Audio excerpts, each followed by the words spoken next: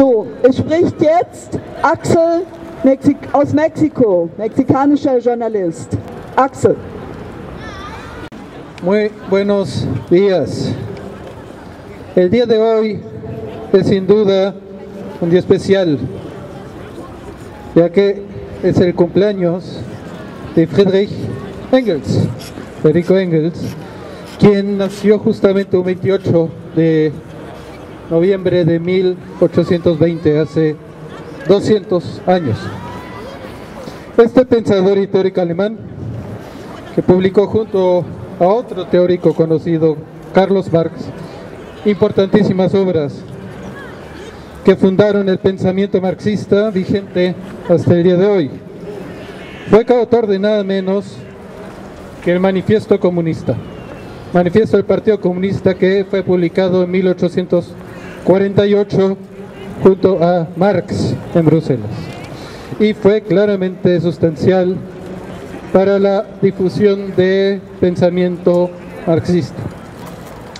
Entonces, felicidades por eso. Y claro, ahora sí, pasando en temas más concretos, en estas semanas hemos sido testigos de grandes momentos históricos en América Latina. Así, en Perú, el ahora expresidente interino Manuel Merino renunció a su cargo como presidente del Parlamento y de la presidencia ad interim. Y esto, claro, su llegada despertó en el pueblo peruano unas marchas multitudinarias que pedían por justicia, por la muerte de 2 jóvenes peruanos. Además, se busca superar la crisis política actual con una nueva constitución que sustituya a la actual que rige desde 1993 y que es obra de nadie menos que el mismo Alberto Fujimori. Con la investidura de Francisco Sagasti a la actual jefatura provisional, hay una nueva oportunidad para salir de la impasse política. Y mientras hablamos, claro, la presión de la calle se perpetúa y los llamados a refundar la democracia y una nueva constitución peruana. Bien, también el pasado 25 de noviembre de 2020 se cumplía el aniversario luctuoso de Fidel Castro Ruz, que hace apenas un año nos había dejado después de una longeva vida en Cuba y dejando un ideario como pocos antes de él. Sigue siendo, por tanto, un referente para generaciones futuras y actuales. El mismo día, 25 de noviembre, también murió otro grande, que es nada menos que Diego Maradona, que es considerado uno de los jugadores de fútbol más brillantes, pero también una persona de profundo pensamiento de izquierda. Así siempre demostró su simpatía por la revolución bolivariana, pero también por la cubana, y se encontró personalmente con Fidel y con Chávez en sendas ocasiones. Bueno, en otros temas, las manifestaciones en Brasil que se desenlazaron después de la trágica muerte de un joven brasileño de tez negra que estaba en un supermercado y fue brutalmente agredido ahí y murió como consecuencia de sus heridas. Esto justo pasó el día de la conciencia negra en Brasil, lo cual es altamente llamativo, y esto pone en entredicho clara el racismo estructural que existe en Brasil, pero también en tantos otros países latinoamericanos. Inicialmente también, bueno, comenzó una manifestación contra la cadena de supermercado francesa, concretamente, que no voy a nombrar, pero que se puede leer. Pero finalmente también se amplió esto a la política general del gobierno de Brasil hacia este problema, que es nada menos que el racismo estructural en la sociedad.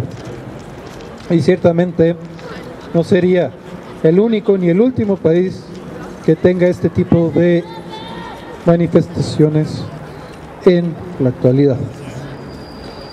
Otro país que salió en la prensa recientemente es Guatemala, donde hubo enfrentamientos en torno del Parlamento en la capital de Guatemala. Ahí incluso fue incendiado el recinto parlamentario y hubo unas fuertes represiones por la policía hacia los manifestantes. Y esto en el trasfondo de una enmienda de un presupuesto nacional que por un lado iba a endeudar de una forma muy significativa al país centroamericano, pero por el otro lado recortar también todas las prestaciones sociales del país en la siguiente legislatura. En el Inter este presupuesto ha sido revocado y va a ser nuevamente planteado en el Parlamento. Mientras tanto, los manifestantes han pasado a pedir la renuncia del gobierno de Alejandro Giammattei. Estas manifestaciones siguen todavía en curso, por lo que no se puede decir todavía su repercusión inmediata, pero queda claro que aquí se desencadena una protesta que no solamente se queda en lo que fue la enmienda del presupuesto nacional. Siguiendo en Venezuela, mientras tanto, se avecinan las elecciones parlamentarias del 6 de diciembre. Estas son de suma importancia política, no solamente porque la oposición alrededor del presidente autoproclamado Juan Guaidó se han decantado por boicotearlas y organizar una consulta popular entre el 5 y el 12 de diciembre, que se va a llevar a cabo físicamente en internet y por diferentes caminos, pero sin embargo con ninguna legitimidad ni observancia de ningún tipo.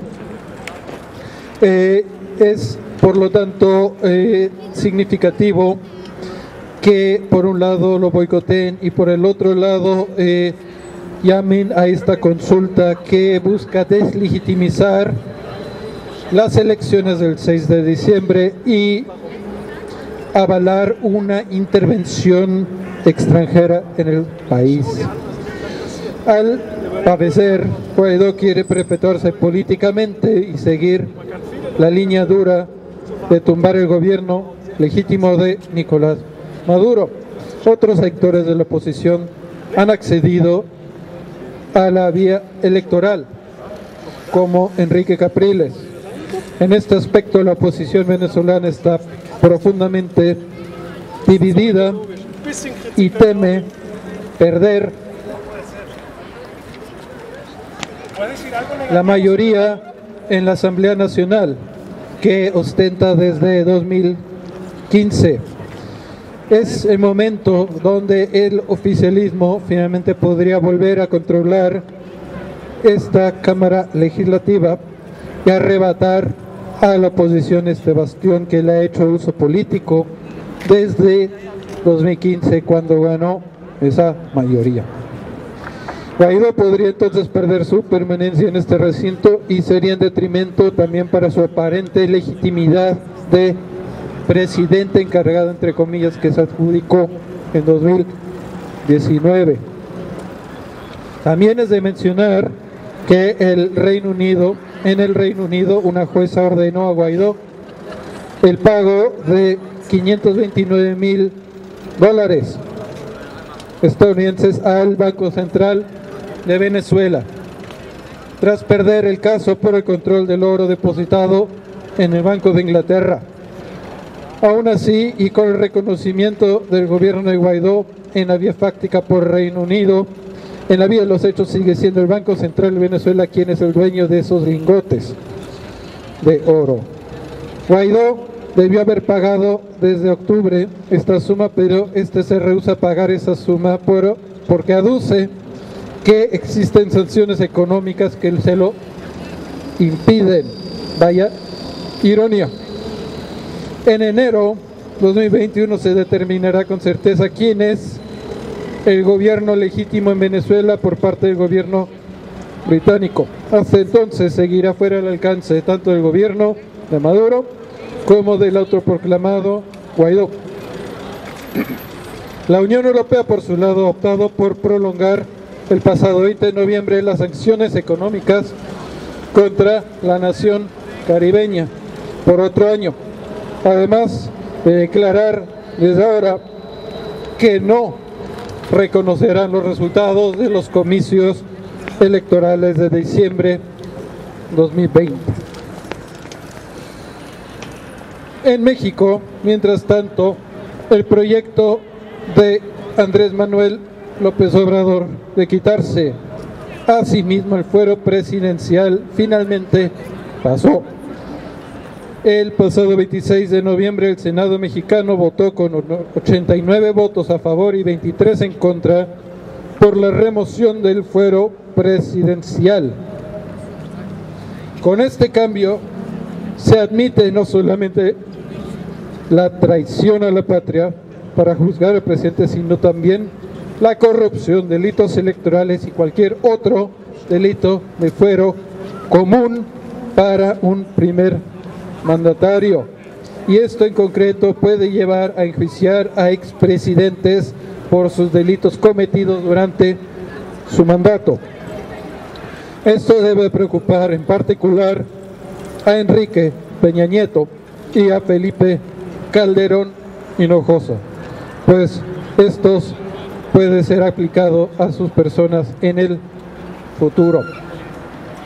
Finalmente, quisiera terminar este discurso aludiendo a la situación actual en el Sáhara Occidental. Desde el pasado 13 de noviembre, cuando el ejército marroquí atacó a civiles en el Guerguerat, rompiendo definitivamente con un alto el fuego viejo de 29 años. Por ende, la guerra ha vuelto donde el Frente Polisario, único representante del pueblo saharaui, retomó las armas para la lucha para la liberación de su tierra. Desde 1975, Marruecos ocupa la mayor parte del territorio del Sáhara Occidental. Después de la llamada Marcha Verde, y lo administra de facto desde entonces.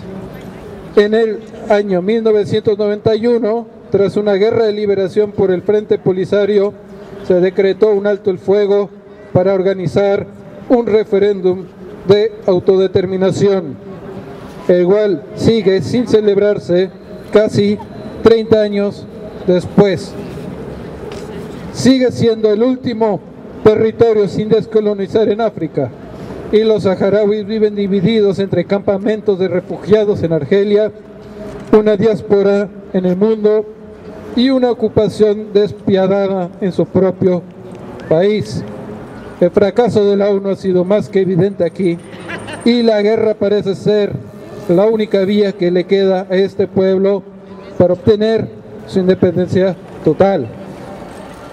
El silencio de los medios europeos y alemanes, así como de los políticos al respecto, es desconcertante y vergonzoso, como menos. Por una nueva constitución peruana contra el racismo y la represión en toda América Latina. Que viva la lucha del pueblo saharaui por la independencia. Hasta la victoria siempre, venceremos. Um 2 Uhr unserer Zeit los.